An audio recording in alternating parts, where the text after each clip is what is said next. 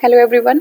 तो ये जो हमारा टॉपिक होगा वो है राष्ट्रीय महत्व की योजनाएं, पहल और अभियान। ठीक है, तो इसमें हम देख लेते हैं कौन कौन सी हमें योजनाएं देखनी हैं। देखिए, फर्स्ट हमारा है नेशनल डिजिटल हेल्थ मिशन। क्या है national digital health mission?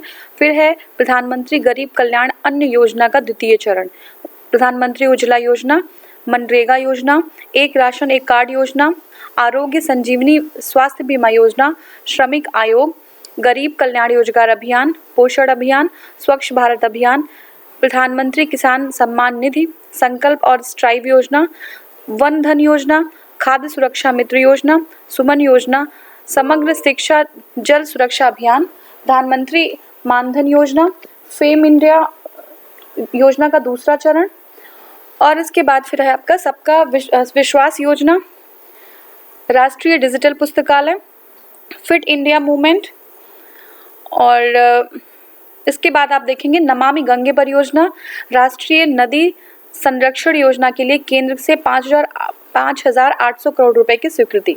Next हमारा होगा वर्ष 2024 तक पाइप से जल कनेक्शन, और फिर है जल शोधन हेतु सरस्वती 2.0 परियोजना, फिर है हमारा जल जीवन मिशन योजना, फिर प्रधानमंत्री शोध छात्रवृत्ति योजना, गोल कार्यक्रम। ठीक है, फिर है आपका नवीन योजना एक नज़र में, और भारत सरकार की अन्य प्रमुख योजनाएं, राज्य सरकारों की प्रमुख योजनाएं। तो ये सारी योजनाओं में इन सारे जो है हम पार्ट्स को कवर करेंगे। ठीक है, तो फर्स्ट हमारा है नेशनल डिजिटल हेल्थ मिशन। ठीक है, नेशनल डिजिटल हेल्थ मिशन क्या है देखते हैं। देखिए, स्वतंत्रता दिवस 15 अगस्त 2020 को, ठीक है, 15 अगस्त 2020 को प्रधानमंत्री जी ने नेशनल डिजिटल हेल्थ मिशन की घोषणा की। किसकी? नेशनल डिजिटल हेल्थ मिशन की। देश के स्वास्थ्य सेवाओं को डिजिटल फॉर्म में लाने की जो है ये कोशिश की गई है। ठीक है, देश में स्वास्थ्य सेवाओं को डिजिटल फॉर्म में लाने की कोशिश की गई है। किसमें? नेशनल डिजिटल हेल्थ मिशन में। ठीक है, जैसा कि नाम से ही क्लियर हो रहा है, नेशनल डिजिटल हेल्थ मिशन। तो हेल्थ को जो है डिजिटल फॉर्म में लेके डिजिटल प्लेटफॉर्म पे लाने की बात की गई है। डिजिटल रूप में देश के हर नागरिक को हेल्थ कार्ड मुहैया कराया जाएगा। ठीक है, क्या कराया जाएगा? हेल्थ कार्ड, जिसमें उसके सेहत से जुड़ी हर छोटी बड़ी जानकारी होगी। यह जानकारी समय समय पर अपडेट होती रहेगी, और इस कार्ड में यह भी दर्ज होगा कि व्यक्ति ने कब क्या जांच करवाया है। ठीक है, कहाँ किस बीमारी का इलाज कराया है, तो क्या चीज़ की जांच हुई है उसकी, और कहाँ पे जो है इलाज जो है हुआ है, तो ये सारी चीज़ें जो है हेल्थ कार्ड में मेंशन होंगी। नेशनल डिजिटल हेल्थ मिशन को चरणबद्ध तरीके से लागू किया जाएगा ना, स्टेप वाइज में इसको लागू किया जाएगा। इसमें health ID, personal health records, क्या है? Health ID, personal health records, digi doctor और हेल्थ फैसिलिटी रजिस्ट्री होगी। क्या होगा? Health ID, personal health records, digi doctor और हेल्थ फैसिलिटी रजिस्ट्री होगी। ठीक है, नेक्स्ट जो चरण होगा उसमें क्या होगा? ई फार्मेसी, क्या है? ई फार्मेसी और टेली मेडिसिन सेवा भी शामिल किया जाएगा। पहले स्टेप में नहीं, दूसरे स्टेप में ई फार्मेसी और टेली मेडिसिन को भी शामिल किया जाएगा। अब नेशनल डिजिटल हेल्थ मिशन का सबसे बड़ा लाभ क्या होगा कि कोई भी व्यक्ति जो देश में कहीं भी डॉक्टर या अस्पताल जाता है तो उसे अपने साथ पिछली जो उसके जांच की रिपोर्ट्स हैं उसको ले जाने की ज़रूरत नहीं होगी। ठीक है, इलाज का ब्यौरा साथ ही ले जाना ये जो है ज़रूरी नहीं है, वो जो है उनके जो डिजिटल फॉर्म में वो सारी चीज़ें पहले से अवेलेबल रहेंगी। ठीक है, अच्छा, चीज़ें ये जैसे इसी तरीके से एक सर्टिफिकेट को भी डिजिटल रूप में बनाने की जो है अभी बात की गई है कि जितने भी मार्कशीट्स होंगे वो ऑलरेडी डिजिटल फॉर्म में होंगे, ताकि वो कैरी करने की ज़रूरत नहीं, और साथ में कहीं गुम हो जाए तो इसके लिए परेशान होने की ज़रूरत नहीं होगी। तो यहाँ पर डिजिटल जो है नेशनल डिजिटल हेल्थ मिशन में भी एक हेल्थ कार्ड बनेगा जिसमें सारी चीज़ें, सारी रिपोर्ट्स उसके ऑलरेडी होंगे। डॉक्टर यूनिक आईडी के जरिए मरीज के रिकॉर्ड्स को देख पाएंगे। ठीक है, डॉक्टर यूनिक आईडी एक मिलेगी, मरीज को एक यूनिक आईडी मिलेगी, उसके जरिए डॉक्टर जो है मरीज के रिपोर्ट्स को देख सकेंगे। देखिए, ये हेल्थ कार्ड जो होगा आधार कार्ड के तर्ज पर बनाया जाएगा। ठीक है, ये लेकिन ये इसमें अनिवार्य नहीं होगा कि लाभार्थी किसी भी समय योजना से बाहर निकल सकेंगे। ठीक है, इसमें अनिवार्य नहीं होगा, और ये बहुत ही, जैसे ये तो अनिवार्य है लेकिन इसमें अनिवार्य नहीं होगा, और लाभार्थी किसी भी समय जो है इस योजना से जो एग्जिट कर सकेंगे। ठीक है, लोगों की व्यक्तिगत जानकारी को सुरक्षित रखने के लिए पूर्ण उपाय किए जाएंगे। नेशनल हेल्थ जो डिजिटल हेल्थ मिशन है उसके दायरा जो धीरे धीरे उसका जो है रीच है वो धीरे धीरे बढ़ाया जाएगा, ताकि न केवल क्लिनिक और अस्पताल बल्कि मेडिकल स्टोर और मेडिकल इंश्योरेंस कंपनी भी इस स्कीम के जरिए सर्वर से जुड़ सकें। ठीक है, तो लोगों की निजता का अत्यधिक महत्व होगा इसमें, ठीक है। ऐसा नहीं होगा कि उनका कोई डाटा कहीं और कोई लीक हो रहा है, तो निजता का जो है प्राइवेसी जो है ध्यान में रख के बनाई जाएगी। और एक डॉक्टर या अस्पताल को किसी व्यक्ति के रिकॉर्ड का उपयोग करने की अनुमति केवल तभी दी जाएगी जब वह उसके लिए अनुमति देंगे, ठीक है। यानी कि उनकी रिपोर्ट में क्या है, उनका जो यूनिक आईडी अगर वो अलाउ करेंगे तभी डॉक्टर एक्सेस कर पाएंगे, अदरवाइज जो है नहीं कर पाएंगे, जिससे उनकी निजता सुरक्षित रहेगी। तो ये हमारा कौन सा टॉपिक था, नेशनल डिजिटल हेल्थ मिशन। उम्मीद है कि आपको क्लियर हुआ होगा, ठीक है। इसमें क्या होगा, एक हेल्थ कार्ड दिया जाएगा, उसमें यूनिक आईडी रहेगी पेशेंट की, और उसमें सारे जितनी भी उन्होंने जो प्रॉब्लम्स है, जो डिजीज़ है या जो भी और कोई जो फिजिकल या साइकोलॉजिकल कोई प्रॉब्लम है, सब कुछ मेंशन होगा। वो अगर वो किसी डॉक्टर को उन्होंने कहाँ से ट्रीटमेंट लिया है, ठीक है, ये सारी चीज़ें मेंशन होगी। अगर वो नेक्स्ट टाइम किसी डॉक्टर के पास जाएंगे तो वो उनको सारे अपने डॉक्यूमेंट्स को कैरी करके लेके जाने की ज़रूरत नहीं होगी। डॉक्टर उनकी यूनिक आईडी को एक्सेस करने के बाद उनकी सारी इन्फॉर्मेशन ले सकते हैं। बट इसमें प्राइवेसी का भी ध्यान रखा गया है कि अगर जो है पेशेंट अगर अलाउ नहीं करते हैं यूनिक आईडी को एक्सेस करेंगे तो डॉक्टर जो है ये एक्सेस नहीं कर सकते। साथ में इसमें एक लिबर्टी होती है कि आप जब चाहेंगे तो इस स्कीम से बाहर निकल सकते हैं, ठीक है। इसका दायरा धीरे धीरे इंक्रीज करने की बात की जा रही है और ये स्टेप बाय स्टेप इसको जो है इम्प्लीमेंट किया जाएगा, ठीक है। नेक्स्ट हमारा है प्रधानमंत्री गरीब कल्याण अन्न योजना का द्वितीय चरण, ठीक है। प्रधानमंत्री गरीब कल्याण अन्न योजना का द्वितीय चरण, नाम से ही बहुत सारी चीजें क्लियर हो गई होंगी, ठीक है। इसको बोलते हैं PMGKAY, ठीक है। इसमें क्या है कि प्रधानमंत्री नरेंद्र मोदी ने राष्ट्रपति के नाम से संबोधन में प्रधानमंत्री गरीब कल्याण योजना को विस्तार देते हुए इसे नवंबर 2020 तक बढ़ा दिया है, ठीक है। तो इसको और जो है इंक्रीज कर दिया गया और नवंबर 2020 तक इसको जो है और बढ़ा दिया गया है। ये योजना है, इसमें 26 मार्च 2020 को केंद्र सरकार द्वारा पहले लॉकडाउन के दौरान शुरू की गई थी, ठीक है।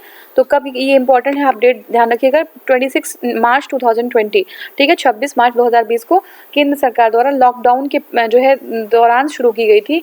इसमें क्या है कि सार्वजनिक वितरण प्रणाली का लाभ देश के हर नागरिक को प्राप्त हो सके, इसके लिए एक राष्ट्र एक राशन कार्ड की व्यवस्था का शीघ्र विस्तार करने की बात की गई है। पूरे देश भर में इसका विस्तार होना चाहिए। क्या चीज, एक राष्ट्र एक राशन, एक राष्ट्र एक राशन, मतलब एक राशन एक जो है राशन कार्ड हो और वो पूरे जो है राष्ट्र के लिए हो, वो कहीं भी हो, वो अपना राशन जो है वो एक्सेस कर सकता हो, वो उसको ले सकता हो। ऐसा ना हो कि जो है राशन कार्ड में कहीं और का नाम है और कहीं और स्टेट में है तो उसको राशन नहीं मिलेगा, ये स्थिति ना हो। क्योंकि लॉकडाउन की सिचुएशन में ये चीज़ बहुत हुई थी कि जो माइग्रेंट्स थे वो बहुत ही ज़्यादा परेशान थे, ठीक है, और मजबूर थे वो मीलों मील पैदल चलने के लिए, तो ये स्थिति बन गई थी। तो इसलिए जो है एक राष्ट्र एक राशन कार्ड की योजना लाई गई है और किसके अंतर्गत है, ये प्रधानमंत्री गरीब कल्याण अन्न योजना के द्वितीय चरण है, सेकेंड जो है चरण है। ये नवंबर 2020 तक बढ़ा दिया गया और 26 मार्च 2020 को ये जो है लॉकडाउन के दौरान शुरू की गई थी, ठीक है।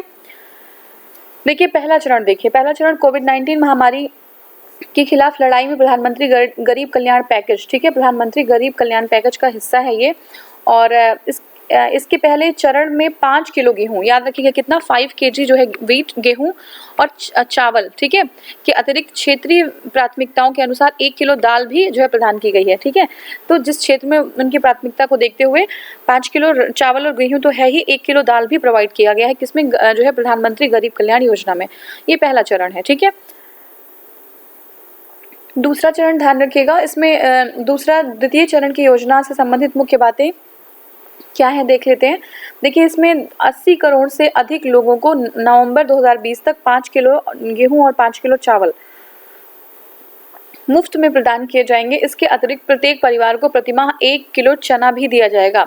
तो 5 kg गेहूं चावल और 1 किलो चना द्वितीय चरण है। इस योजना के पहले चरण में हर परिवार को 1 किलो दाल दी जा रही थी और अभी वहां पे उसकी जगह 1 किलो चना दिया जाएगा, ठीक है।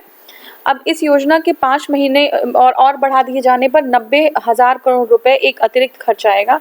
इस तरह योजना पर कुल 1.5 लाख करोड़, सॉरी ये 1.5 लाख करोड़ है, उसको उतना जो है खर्च आएगा। इस योजना का क्रियान्वयन one nation one ration card योजना के तहत किया गया है, ठीक है। तो ये याद रखिएगा कि ये जो योजना है उनका जो है क्रियान्वयन one nation one ration card के अंदर किया गया है।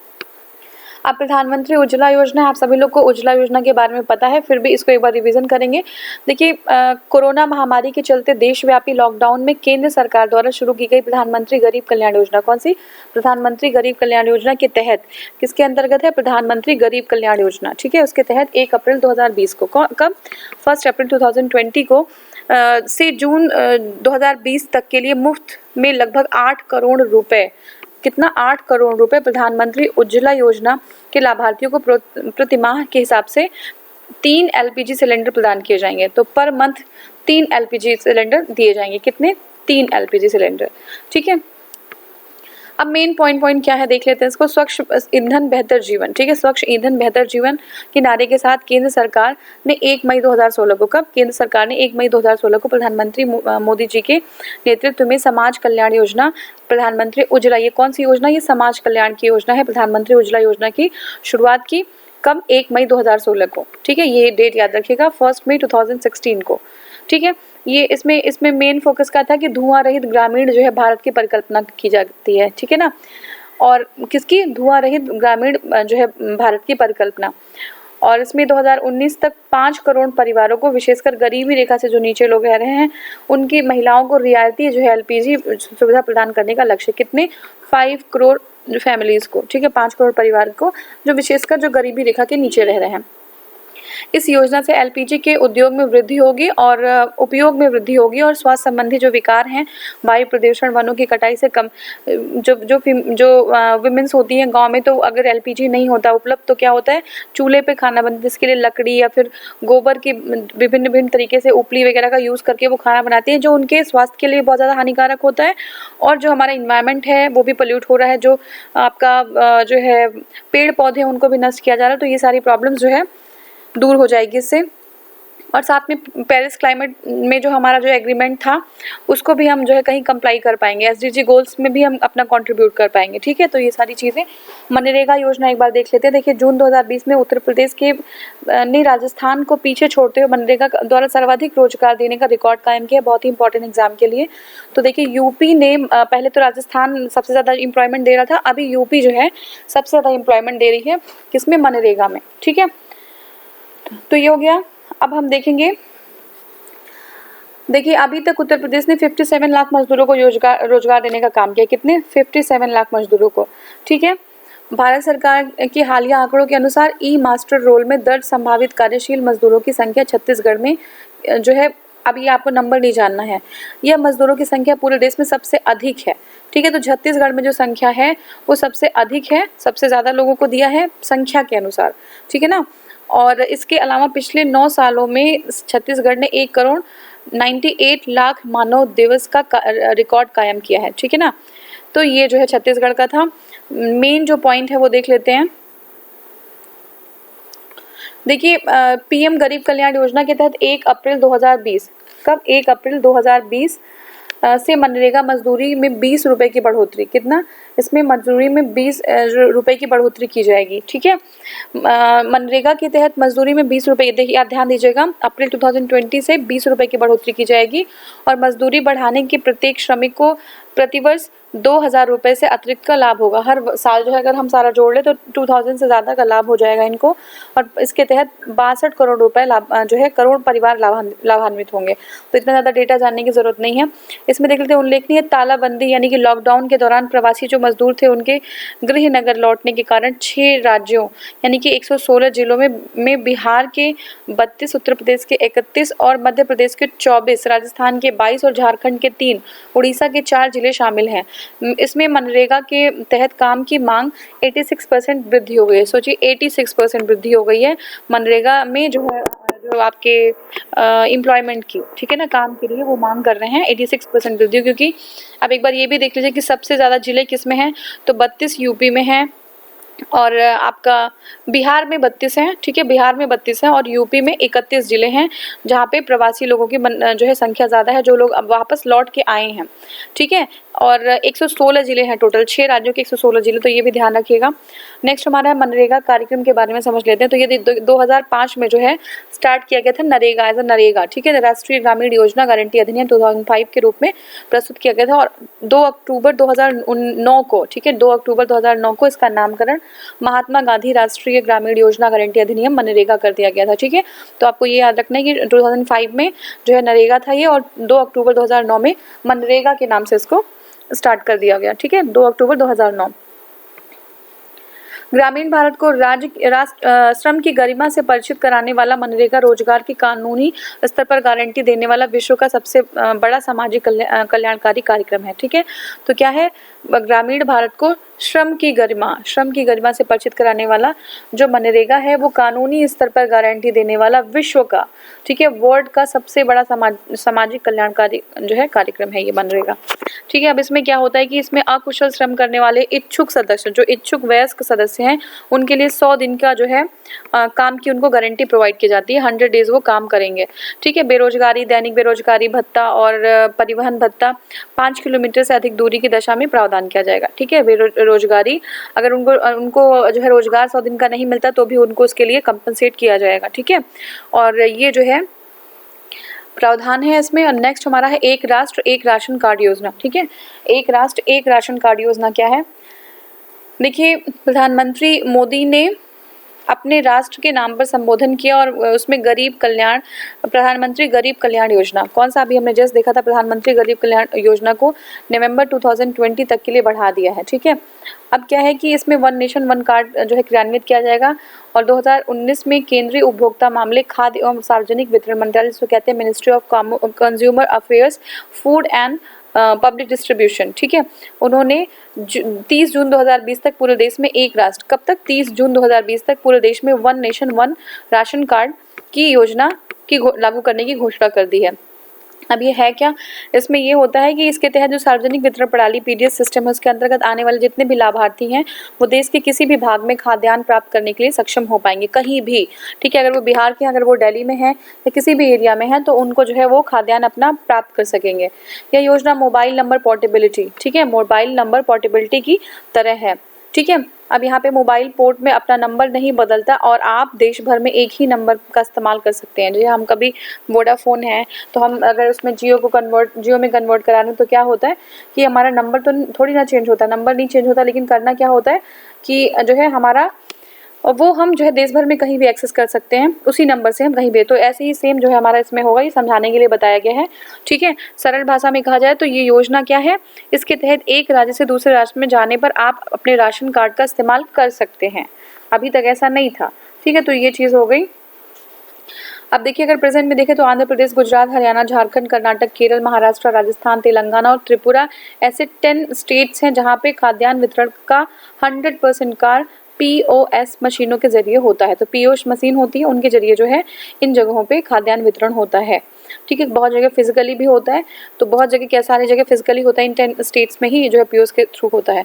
इन राज्यों में सार्वजनिक वितरण की सभी दुकानों को इंटरनेट से जोड़ दिया जा चुका है और यहाँ लाभार्थी सार्वजनिक वितरण की किसी भी दुकान से अनाज प्राप्त कर सकते हैं। ठीक है, यदि कोई राज्य अपने स्तर पर अपने नागरिकों के लिए किसी प्रकार की खाद्य सुरक्षा योजना चला रही है तो अन्य राज्य के नागरिक इसका फायदा नहीं ले पाएंगे। ठीक है ना, अब वो सिर्फ अपने स्टेट के लिए चला रही है। आप पीडीएस में जो गवर्नमेंट दे रही है वो आप तो कहीं भी ले सकते हैं, लेकिन अगर कोई स्टेट अपने जो है सिटीजन्स के लिए, अपने जो है राज्य में रहने वाले लोगों के लिए अगर वो चला रही है तो आप जो है उसको अवेल नहीं कर पाएंगे, ये बता रहे हैं। ठीक है, अब देखिए जून 2020 तक 20 राज्यों में, देखिए जून 2020 तक 20 राज्यों में शुरू हुई योजना। देखिए सरकार की यह योजना 2020 के जून महीने में महीने तक 20 राज्यों में लागू की गई है। ठीक है, 20 राज्यों में लागू की गई है। और अगर हम ऑल ओवर इंडिया की बात करें तो 31 मार्च 2021 तक जो है ये लागू हो जाएगी। कब तक? 31 मार्च 2021 तक। देखिए देश में कुल 79 करोड़ लोगों के पास राशन कार्ड है और इसमें से 12 राज्यों में one nation one ration card से 35 करोड़ लोगों को फ़ायदा मिलेगा। कितना? 35 करोड़ लोगों को फ़ायदा मिलेगा। किससे? अगर जो है 12 राज्यों में one nation one ration card के थ्रू 35 करोड़ लोगों को उसको फ़ायदा होने वाला है। जून 2020 में कुल 20 राज्यों में ये लागू हो गई है। ठीक है, जून में ही ये 20 राज्यों में लागू हो चुकी है और 31 मार्च 2021 तक पूरे संपूर्ण भारत में इसको लागू कर दिया जाएगा। ठीक है, तो जो आम आदमी है उन्हीं के लिए बनाया गया, उनको ज़्यादा फायदा मिलेगा इससे। अभी तक एक राष्ट्र एक राशन कार्ड योजना के तहत लगभग 1 करोड़ लोग लाभान्वित हो चुके हैं। कितने लोग? 1 करोड़ लोग लाभान्वित हो चुके हैं। ठीक है, ये हो गया हमारा आरोग्य संजीवनी स्वास्थ्य बीमा योजना। आरोग्य संजीवनी स्वास्थ्य बीमा योजना क्या? देखिए, कोरोना वायरस के संक्रमण को देखते हुए आरोग्य संजीवनी स्वास्थ्य बीमा योजना को लॉन्च किया गया। किसको? आरोग्य संजीवनी स्वास्थ्य बीमा योजना। ठीक है, ये जो है कोरोना वायरस को मद्देनजर ये चीज लागू किया गया है। अब देखिए, नागरिकों के स्वास्थ्य के जो है को देखते हुए केंद्र सरकार और इंश्योरेंस रेगुलेटर है ना, IRDAI, ठीक है, इन्होंने इस सेक्टर में कुछ सुधार किए। तो किसने किया है? सेंट्रल गवर्नमेंट ने और IRDAI, ठीक है। तो इन्होंने जो है कुछ सुधार जो है के लिए कदम उठाए हैं। आयुष्मान भारत प्रधानमंत्री जन आरोग्य योजना वर्ष 2018 में शुरू हुई। तो ये भी याद रखिएगा, 2018 में आयुष्मान भारत जन आरोग्य योजना स्टार्ट हुआ था। इसका उद्देश्य क्या है?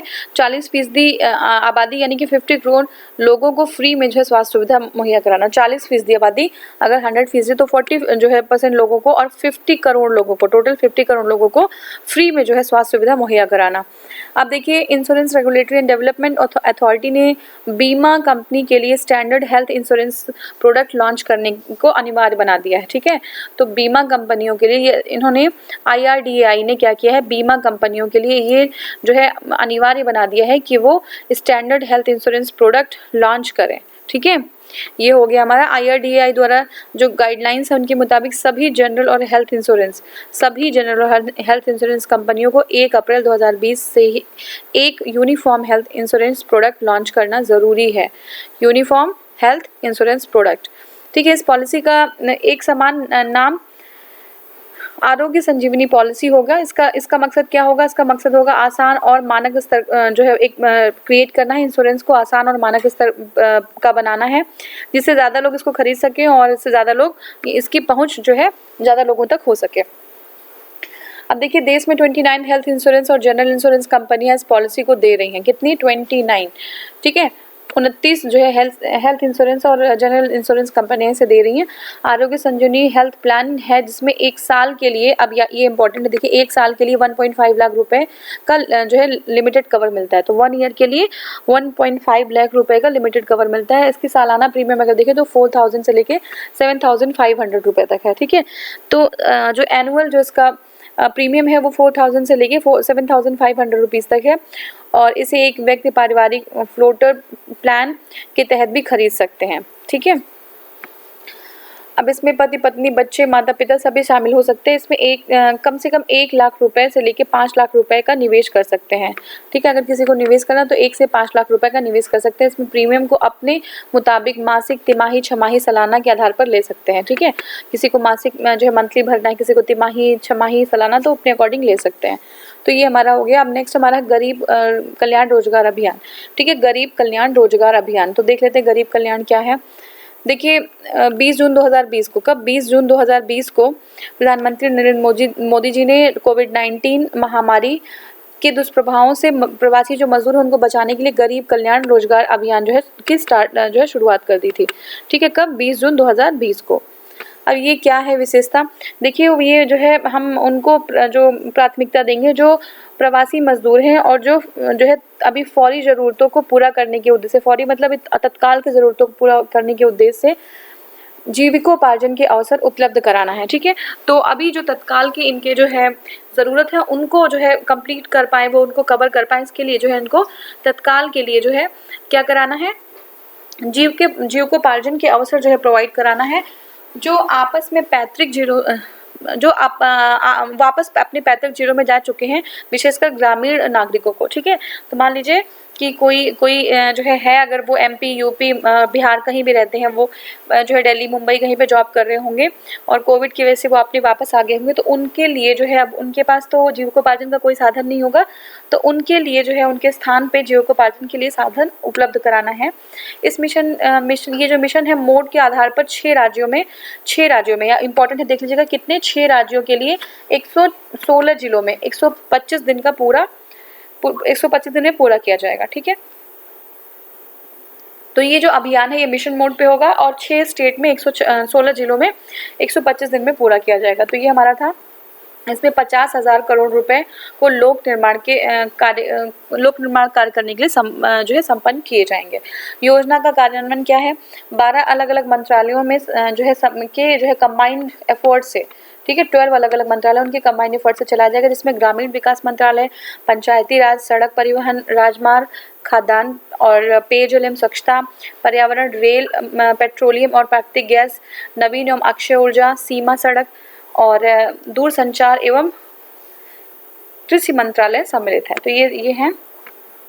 देखिए इम्पोर्टेंस क्या होगा? देखिए इम्पोर्टेंस ये होगा कि योजना में सम्मिलित कार्यों के क्रियान्वयन के लिए इन प्रवासी मजदूरों की क्षमता एवं हुनर को उचित जो है उनका उचित प्रयोग करने में मदद मिल सकेगी और इसमें कोविड महामारी को जो संकट है उससे लाभकारी अवसर प्रदान करने में जो है मतलब उससे वो उबर पाएंगे। जो भी उनको जो सिचुएशंस आई, जो भी अभी जो इकोनॉमिक प्रॉब्लम्स है, तो उससे जो है उनको बाहर निकलने में आसानी हो पाएगी। ठीक है। अब देश के पिछड़े एवं ग्रामीण क्षेत्रों में आधुनिक जन सुविधा जैसे internet connectivity, optical fibres, cable बिछाने, गांव में इंटरनेट की गति को तेज करने जैसे प्रावधानों को मूल रूप देने में मदद होगी। ठीक है। तो जो इंफ्रास्ट्रक्चर जो अभी बैकवर्डनेस है गाँव में, उसको जो है दूर करने में हेल्प मिलेगी इससे। ठीक है। अब नेक्स्ट हमारा है 20 जून 2020 को गरीब कल्याण रोजगार अभियान के अंतर्गत आत्मनिर्भर उत्तर प्रदेश रोजगार का शुभारंभ किया गया और इसमें निम्न प्रावधान शामिल है। ठीक है। गरीब कल्याण रोजगार के अंतर्गत यूपी को जो है क्या किया गया है? रोजगार शुभारंभ उत्तर प्रदेश में रोजगार का शुभारंभ किया गया। क्या है इसके? 1.5 करोड़ कामगारों को विभिन्न परियोजनाओं में नियोजन करना। ठीक है। आत्मनिर्भर भारत पैकेज क्या होगा? 2.40। ठीक है। 2.40 लाख, ठीक है, 2.40 लाख है इकाइयों को 5,900 करोड़ रुपए का ऋण प्रोवाइड करना। ठीक है। तो ये जो इकाइयां हैं सेटअप्स हैं उनको जो है 5,900 करोड़ रुपए का ऋण दिया जाएगा। 1.11 लाख नई इकाइयों को 3,226 करोड़ रुपए की ऋण। तो ये आपको इतना आंकड़ा नहीं याद करना है। विश्वकर्मा श्रम सम्मान योजना, ठीक है, विश्वकर्मा श्रम सम्मान योजना एवं एक जनपद एक उत्पाद योजना में 5,000 कारीगरों को जो है टूल किट वितरण किया जाएगा। ठीक है। जो भी जो है अपने काम कर रहे हैं, जो भी जिस फील्ड में है, उनको टूल किट वितरण किया जाएगा। 5,000 जो कारीगर है किसके अंतर्गत? विश्वकर्मा श्रम सम्मान और एक जनपद एक उत्पाद के अंतर्गत। ठीक है। अब देखिए नेक्स्ट हमारा है प्रधानमंत्री स्वनिधि योजना। प्रधानमंत्री स्वनिधि योजना, तो इसमें देखते हैं कि देखिए स्वनिधि में क्या है कि जो सड़क पे यानी कि जो रेहड़ी या पट्टी पे जो विक्रेता हैं उनके लिए प्रारंभ में एक विशेष सूक्ष्म ऋण योजना, एक छोटा जो है ऋण योजना सुविधा यानी कि प्रधानमंत्री जो है सड़क विक्रेता आत्मनिर्भर पीएम स्वनिधि, इसको बोलते हैं पीएम स्वनिधि। एग्जाम में आएगा पीएम स्वनिधि किसके लिए? तो जो सड़क पे जो रेहड़ी या पट्टी पे जो लोग लगाते हैं यानी कि वेंडर्स जो होते हैं यूजुअली, उनके लिए ये योजना इसके लिए सिडबी को इसके योजना है सिडबी को कार्यान्वयन एजेंसी के तौर पर नियुक्त करने के लिए संदर्भ में आवास एवं शहरी मंत्रालय ने भारतीय लघु उद्योग विकास बैंक सिडबी के साथ एक समझौता किया। तो देखिए किसने? जो हमारे शहरी और आवास मंत्रालय है उन्होंने सिडबी के साथ जो है समझौता किया है और इसको जो है एक सूक्ष्म ऋण देने की बात की गई है जो वेंडर्स हैं। ठीक है। सिडबी की इसमें क्या भूमिका होगी? तो देखिए सिडबी क्या करेंगे कि जो सूक्ष्म और छोटे ऋण के लिए क्रेडिट गारंटी फंड ट्रस्ट के माध्यम से ऋण दात्री संस्था को क्रेडिट गारंटी सुविधा प्रदान करेंगे। ठीक है। तो जो ऋण दात्री क्या करेंगे? छोटे और जो है सूक्ष्म और छोटे उद्योगों के लिए जो है क्रेडिट की गारंटी प्रोवाइड करेंगे क्रेडिट गारंटी फंड ट्रस्ट के माध्यम से। किसके? Credit guarantee fund trust. इसके माध्यम से ऋणदात्री जो संस्था हैं उनको क्रेडिट गारंटी सुविधा प्रोवाइड करेंगे। ठीक है। वह एक अनुकूलित और एकीकृत आईटी प्लेटफॉर्म का विकास एवं संरक्षण करके ताकि शहरी स्थानीय निकाय हैं, यूएलबीज हैं, अर्बन लोकल बॉडीज हैं और ऋणदात्री संस्थाएं हैं, उसमें डिजिटल भुगतान समूहों एवं अन्य हितधारकों के मध्य वचनबद्धता एवं सूचना के प्रवाह को सुनिश्चित करने के लिए एक संपूर्ण समाधान उपलब्ध कराया जाएगा। ठीक है। तो ये सारी चीज़ें होंगी। अब इसमें क्या है एक बार फिर से देख लीजिए, अनुकूलित एवं एकीकृत आईटी प्लेटफॉर्म्स का विकास करेंगे। तो ये सब याद रखिएगा, अनुकूलित एवं एकीकृत आईटी प्लेटफॉर्म्स का विकास करेंगे और जो है यूएलबीज जो है, ठीक है, उनको ऋणदात्री संस्थाओं जैसे डिजिटल भुगतान समूहों एवं हितधारकों के मध्य वचनबद्धता एवं सूचना के प्रवाह, ठीक है, सूचना के प्रवाह को सुनिश्चित करने हेतु एक संपूर्ण जो है समाधान उपलब्ध कराएंगे। तो ये हो गया हमारा योजना के अवलोकन। देखिए इस योजना से 50 लाख पटरी विक्रेता लाभान्वित हो जाएंगे और जिनके 24 मार्च या उनसे पूर्व वो जिनके व्यवसाय 24 मार्च या उससे पूर्व क्रियाशील थे, ऐसे जो लोग जिनके जो व्यवसाय हैं 24 मार्च या उससे पहले क्रियाशील थे, ऐसे 50 लाख जो पटरी विक्रेता हैं वो जो है उससे लाभान्वित होंगे। यह योजना मार्च 2020 तक प्रभावी रहेगा। कब तक? मार्च 2020 तक, ठीक है, ये प्रभावी रहेगा। और भारत के लघु उद्योग विकास बैंक, ठीक है, लघु उद्योग विकास बैंक इस योजना के कार्यान्वयन हेतु एक तकनीकी सहयोगी है, ठीक है। योजना के तहत निर्गत होने वाले ऋण क्या है? देखिए इसमें जो है पटरी यानी कि सड़क विक्रेताओं को 10,000 रुपये, कितना? 10,000 रुपीज़ जो है उनको जो है एक विकासशील पूंजी मुहैया कराई जाएगी, जो मासिक आधार पर 1 वर्ष के भीतर प्रतिदेय होगी, ठीक है। मंथली वो जो है पेमेंट कर सकते हैं, एक साल तक वो धीरे धीरे पेमेंट कर दें। और देखिए ऋण की समयबद्ध अथवा समय पूर्व अदायगी होने पर लाभार्थियों के बैंक खाते में प्रत्यक्ष लाभांतरण यानी कि डायरेक्ट जो है, अगर जो है आपका डायरेक्ट ट्रांसफ़र के थ्रू जो है छमाही आधार पर 7% सालाना दर से ब्याज सब्सिडी क्रेडिट कर दी जाएगी, ठीक है ना। तो 7% के हिसाब से अगर कोई जो है टाइमली अगर पे कर देता है अपना, तो 7% के जो है सब्सिडी क्रेडिट के जो 7% छमाही के आधार पर जो उनका ब्याज है वो उनके अकाउंट में ट्रांसफ़र कर दिया जाएगा सिंपली, ठीक है। अब देखिए योजना के लिए अर्हता शर्तें क्या होना चाहिए? देखिए पटरी यानी दुकानों, फेरी वालों, ठेले वालों, रेहड़ी वालों के लिए लागू होगी और ये अलग अलग क्षेत्र में सामानों एवं सेवाओं की आपूर्ति करते हैं जो उन लोगों के लिए। अब देखिए ये जो योजना है वो दिहाड़ी कामगारों एवं पटरी विक्रेताओं को आर्थिक दिक्कतों को देखते हुए शुरू की गई है, जो लॉकडाउन से पहले से सबसे अधिक प्रभावित हुए हैं, ठीक है। तो इन्हीं का जो है सबसे अधिक इनके ऊपर प्रभाव देखने को मिला है, तो इनके लिए योजना बनाई गई है। नेक्स्ट हमारा होगा पोषण अभियान, जो हम नेक्स्ट वीडियो में स्टार्ट करेंगे। Thank you so much for watching.